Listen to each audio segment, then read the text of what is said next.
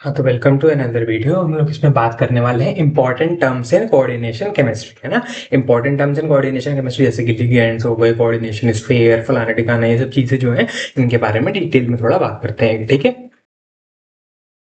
हाँ, तो सबसे पहले हम लोग बात कर लेते हैं हमारे सेंट्रल मेटल आयन और लिगेंड्स की, है ना। तो देखो, सेंट्रल मेटल एटम और सेंट्रल मेटल आयन, जिसको हम सीएमए या फिर सीएमआई कहेंगे, है ना, वो क्या होता है? द मेटल एटम और ion to which ligands are permanently attached in a coordination compound, है ना, उसको हम लोग क्या कहते हैं? Central metal atom. यानी कि लिगेंड्स जिन भी हमारे मेटल एटम से परमानेंटली अटैच्ड होते हैं हमारे कोऑर्डिनेशन कंपाउंड में, हमारे कॉम्प्लेक्स कंपाउंड में, उन्हें हम क्या कहते हैं?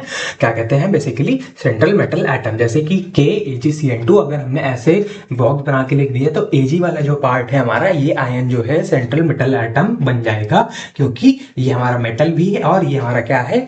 लिगेंड से अटैच्ड भी है परमानेंटली, है ना। और जनरली हमारे जो डी ब्लॉक के होते हैं, ट्रांजिशन मेटल्स जो होते हैं, जनरली वही हमारे क्या शो करते हैं? ये सेंट्रल मेटल आयन बनते हैं, फिर सेंट्रल मेटल एटम बनते हैं, बेसिकली इसलिए क्योंकि उनकी डी ऑर्बिटल जो होती है खाली होती हैं और लिगेंड जो होते हैं अपने इलेक्ट्रॉन्स वहां पे उन डी ऑर्बिटल्स में ट्रांसफर कर सकते हैं, डोनेट कर सकते हैं बेसिकली, है ना। इस वजह से ट्रांसफर नहीं, डोनेट कर सकते हैं ना। इस वजह से हम लोग जनरली यहाँ पर देखते हैं कि ट्रांजिशन मेटल्स जो होते हैं वही हमारे ये होते हैं सीएमए या फिर सीएमआई, है ना। तो इस तरीके से हमारे सीएमए या फिर सीएमआई ये मैंने बता दिया, समझा दिया। फिर आती है बात लिगेंड्स की। लिगेंड्स क्या होते हैं? द मॉलिक्यूलर और आयनिक स्पीशीज। मॉलिक्यूलर यानी कि बिना चार्ज के भी स्पीशीज हो सकती है, या फिर आयनिक यानी कि positively charge species, negatively charge species कोई भी हो सकती है, जो डायरेक्टली अटैच हो जाती है हमारे सेंट्रल मेटल एटम या सेंट्रल मेटल आयन से, जो डायरेक्टली अटैच हो जाती है कॉम्प्लेक्स फॉर्मेशन के वक्त, उसे हम लिगेंड कहते हैं बेसिकली। जैसे कि NH3 है, यानी कि इसको हम कहते हैं क्या? अमीन। AMMINE, इसमें कहते हैं अमीन, है ना। कॉम्प्लेक्स वाली भाषा में, कॉम्प्लेक्स कोऑर्डिनेशन कंपाउंड की भाषा में हम लोग इसको अमीन कहेंगे, AMMINE, है ना। यहाँ पे देखो, इसके पास लोन पेयर है, ये दे सकता है एक लोन पेयर। H2O, इसको हम लोग कहते हैं एक्वा, वाटर नहीं कहेंगे इसमें, एक्वा कहेंगे, है ना। अब देखो, O के पास भले ही दो लोन पेयर है, लेकिन ये केवल एक ही लोन पेयर दे सकता है। एक जो एटम है वो सिर्फ एक ही लोन पेयर दे सकता है ना। एक एटम O है जो एक ही लोन पेयर दे सकता है। इस वजह से ये भी हमारा मोनोडेंटेट कहते हैं। मोनोडेंट अभी आगे हम लोग पढ़ेंगे क्या होता है ना। तो ये हम लोग का ये भी एक लोन पेयर दे सकता है, तो ये भी हमारा किस तरीके से एक्ट करेगा? लिगेंड्स की तरह से। साइनाइड आयन CN माइनस, ये देखो नेगेटिवली चार्ज है, ये न्यूट्रल है, ये न्यूट्रल है, ये भी नेगेटिवली चार्ज, ये भी नेगेटिवली चार्ज, है ना। तो ये इस तरीके से हमारे लिगेंड्स की तरह एक्ट कर सकते हैं और हमारे को, मतलब हमारे सेंट्रल मेटल आयंस और सेंट्रल मेटल एटम्स को बेसिकली क्या दे सकते हैं? एक पेयर ऑफ इलेक्ट्रॉन्स दे सकते हैं, है ना। तो ये हमारे हो जाए सीएमए और लिगेंड्स की बारी हो गई। अब बढ़ते हैं आगे, ठीक है। हाँ, नेक्स्ट हमारे पास बात आती है कॉम्प्लेक्स आयन की। कॉम्प्लेक्स आयन बेसिकली क्या होता है? Complex ion is the union of हमारा क्या? हमारे central metal atom and ligands और उसकी चार्ज स्पीशीज, है ना।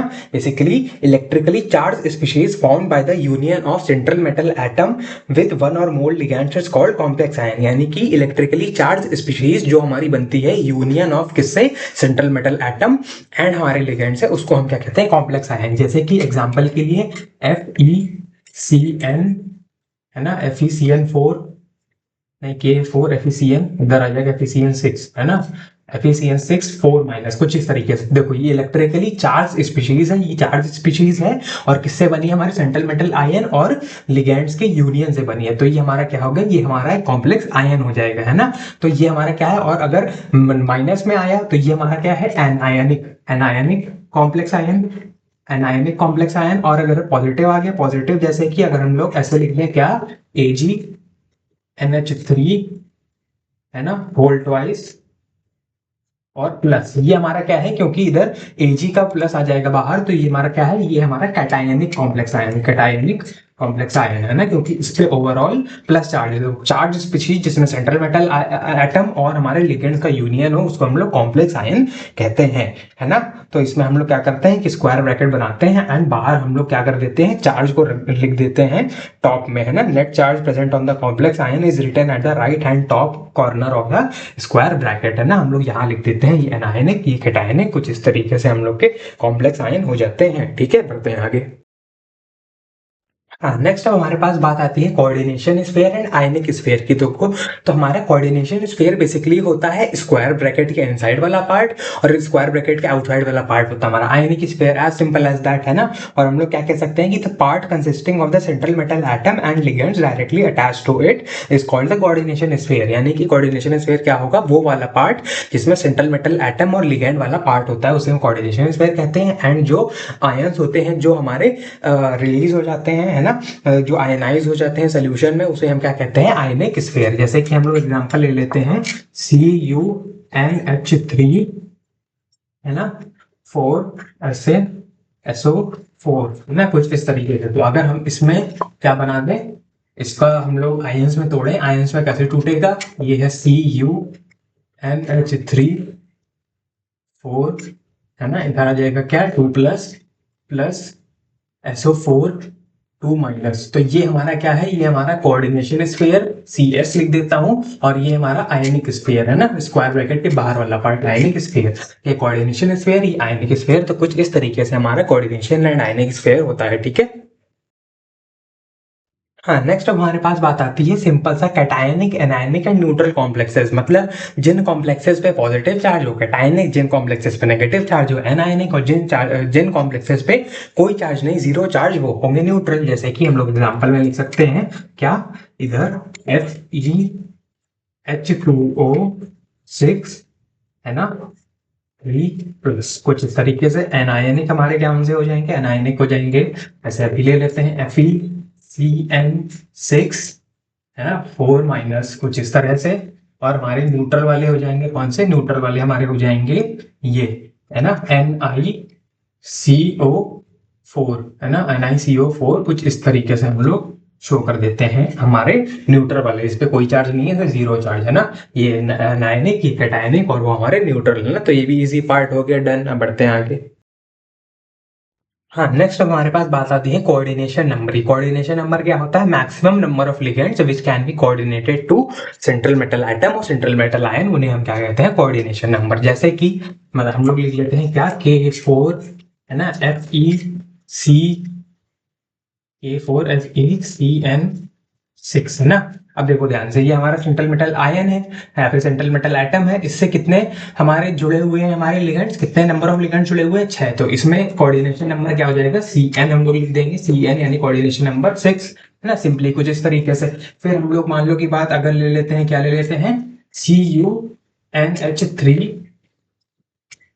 4, कुछ इस तरीके से SO4। अब इसमें Cu से कितने NH3 जुड़े हैं, 4 जुड़े हैं। लिगेंड्स कितने हैं टोटल, 4 जो Cu से जुड़े हैं। तो इसका कोऑर्डिनेशन नंबर कितना हो जाएगा, कोऑर्डिनेशन नंबर हो जाएगा 4, है ना। तो कुछ इस तरीके से हमारा कोऑर्डिनेशन नंबर होता है, कितने हमारे लिगेंड जुड़े हुए हैं, सिंपली, है ना। अब बात आती है कि कोऑर्डिनेशन नंबर जो होते हैं वो बेसिकली 2 से 10 तक कुछ भी हो सकता है, बट जनरली वो हमारे 4 एंड 6 ही होते हैं। एंड 6 जब होते हैं तब उसका जो स्पेस, मतलब सॉरी, ज्योमेट्री बनती है या शेप बनता है, वो होता है हमारा ऑक्टाहेड्रल। और जब हमारा कोऑर्डिनेशन नंबर 4 होता है तब हमारा जो शेप या स्ट्रक्चर बनता है वो होता है या तो स्क्वायर प्लेनर और या तो टेट्राहेड्रल, है ना। तो ये चीज याद रखनी है ना। फिर बात आती है कि हमारा जो कोऑर्डिनेशन नंबर होता है वो बेसिकली किस पे डिपेंड करता है, वो डिपेंड करता है नेचर पे, ऑक्सीडेशन स्टेट पे, एंड द किस पे, मतलब नेचर ऑफ मेटल आयन पे, उसके नेचर ऑफ मेटल आयन पे डिपेंड करता है, नेचर ऑफ लिगैंड पे डिपेंड करता है, और oxidation state of metal ion पे डिपेंड करता है ना। बाकी उसके अलावा भी कोऑर्डिनेशन जो है, कोऑर्डिनेशन नंबर उसके अलावा किन किन फैक्टर से बदल सकता है, टेम्परेचर से चेंज हो सकता है, प्रेशर से चेंज हो सकता है, नेचर ऑफ सॉल्वेंट से भी बदल सकता है हमारा कोऑर्डिनेशन नंबर, है ना। और हो भी सकता है कि हमारा एक ही जो हो क्या, एक ही एटम जो हो, एक ही एटम वो अलग अलग कंपाउंड्स में अलग अलग कोऑर्डिनेशन नंबर शो करे। जैसे कि अगर हम लोग ले लें PTCl4, है ना, PTCl4, है ना, PTCl4, ये है 2 माइनस। और हम लोग ले लें क्या, PTCl6 4 माइनस, है ना, PTCl6 4 माइनस। तो ध्यान से देखो, इसमें प्लेटिनम का कोऑर्डिनेशन नंबर है 4, है ना, 4 Cl से जुड़ा है, और इसमें प्लेटिनम का कोऑर्डिनेशन नंबर है 6, क्योंकि इसमें 6 Cl से जुड़ा है। तो कुछ इस तरीके से हमारे वैरी भी कर सकते हैं कोऑर्डिनेशन नंबर, है ना। तो होपफुली वाला पार्ट समझोगे, बढ़ते हैं अपने नेक्स्ट पार्ट पे। एंड हाँ, जिसकी मैं डेफिनेशंस लिख रहा हूँ ना, उसकी डेफिनेशन वगैरह इंपॉर्टेंट है, इसीलिए मैं लिख रहा हूँ, ठीक है। तब बढ़ते हैं नेक्स्ट पार्ट पे, ठीक है। हाँ, नेक्स्ट हमारे पास बात आती है charge number of complex ion. Charge number of complex ion basically होता है हमारा जितना नेट चार्ज हमारा कॉम्प्लेक्स स्फीयर कैरी करता है, कोऑर्डिनेशन स्फीयर जो नेट चार्ज कैरी करता है वो हमारा चार्ज नंबर होता है। जैसे अगर हम लोग लिख दें क्या, FeCN6 है ना, FeCN6, इधर क्या होता है FeCN6 4 माइनस है ना, तो इधर जो 4 माइनस है नेट चार्ज जो कैरी करता है इसको हम लोग चार्ज नंबर कहते हैं। और ये कैलकुलेट कैसे करते हैं, Fe देखो इसमें है, Fe का जो ऑक्सीडेशन स्टेट है वो 2+ है ना, तो ये है 2+ है ना, 2 ये है +2 है ना, और Cn का होता है -1 होता है Cn का, और कितने Cn है टोटल 6 है ना, तो 6 प्लस में 6 इंटू -1, तो ये हमारा कितना बन जाएगा +2 में, और 6 इंटू -1 यानी कि -6, ओवरऑल कितना बन गया -4। तो इस तरीके से हमारा यहाँ पे -4 चार्ज नंबर होता है ना। होपफुली समझे होगे, बढ़ते हैं अपने नेक्स्ट पार्ट पे, ठीक है। हाँ, नेक्स्ट हमारे पास बात आती है oxidation number of central metal atom है ना, तो number which represents the electrical charge which the central metal atom actually has when combined with other groups of atoms is called oxidation number है ना। जो हमारा इलेक्ट्रिकल चार्ज होता है हमारे सेंट्रल मेटल एटम पे, उसको हम कहते हैं हमारा ऑक्सीडेशन स्टेट। जैसे कि हम लोग कुछ एग्जांपल्स करके देख लेते हैं, जैसे कि हमारा है CuNH3 है ना, CuNH3 4, और ये है SO4 है ना। अब मुझे पूछा जाए कि Cu का इसमें बताओ ऑक्सीडेशन स्टेट क्या है, तो Cu का ऑक्सीडेशन स्टेट निकालने के लिए ध्यान से देखो, SO4 जो होता है SO4 पे होता है 2-, SO4 पे अगर 2- होता है तो कहीं ना कहीं ये ऐसे, अगर ये टूटेगा तो ये कैसे टूटेगा, SO4 2- होता है तो ये अगर टूटेगा तो ऐसे टूटेगा, SO4 पे 2- आ जाएगा और इस पे 2+ आ जाएगा, तभी तो ये हमारा 2+ और 2- कंबाइन करके नॉर्मल बना रहते हैं ना। इस पे आगे 2+ NH3 पे होता है 0, Cu पे निकालना है, Cu का मान लेते हैं x प्लस 4 है क्योंकि हमारे पास NH3 4 इंटू 0 इक्वल्स टू 2, तो x प्लस 0 इक्वल्स टू 2, तो x की वैल्यू कितनी आ गई 2, यानी कि हमारा ऑक्सीडेशन स्टेट ऑफ कॉपर कितना आ गया 2। अब और एग्जांपल्स भी करके देख लेते हैं ना। मान लो हमारे पास एक और एग्जांपल है कि FeCN6